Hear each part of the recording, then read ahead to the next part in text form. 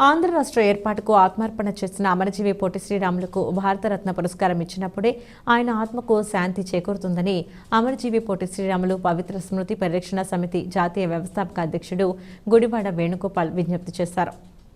పొట్టి శ్రీరాములకు వారసులు లేకపోవడంతో వర్ధంతి సందర్భంగా శుక్రవారం రాజమహేంద్రవరం గోదావరి గట్టున వేణుగోపాల్ యాజమాన్య మంత్రాన్ని అనుసరించి పిండ ప్రధాన కార్యక్రమాన్ని శాస్త్రోక్తంగా నిర్వహించారు.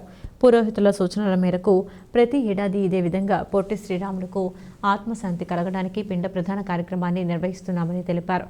పొట్టి శ్రీరాములకు వారసులు లేనందున వర్ధంతి కార్యక్రమం శాస్త్రోక్తంగా ఎవరూ నిర్వహించకపోవడంతో పురోహితుల సలహా మేరకు యాజమాన్య మంత్రాన్ని అనుసరించి 2015 సంవత్సరం నుంచి ప్రతి ఏటా డిసెంబర్ 15వ తేదీన పిండ ప్రధాన కార్యక్రమం చేస్తున్నానని వేణుగోపాల్ చెప్పారు.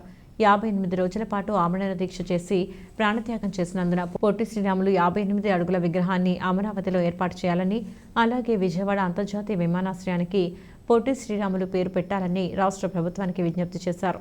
సమితి తూర్పుగోదావరి జిల్లా అధ్యక్షులు గ్రంథి నానబ్బులు, ఉపాధ్యక్షుడు యక్కల నాగేశ్వరరావు, రాజమండ్రి అధ్యక్షుడు నల్లమిల్లి సుబ్బారావు, జిల్లా కార్యవర్గ సభ్యులు బసలపూడి రాజేష్, రంగభద్రి, ముత్త రామకృష్ణ, గ్రంథి గణేష్ గుప్తా పాల్గొన్నారు.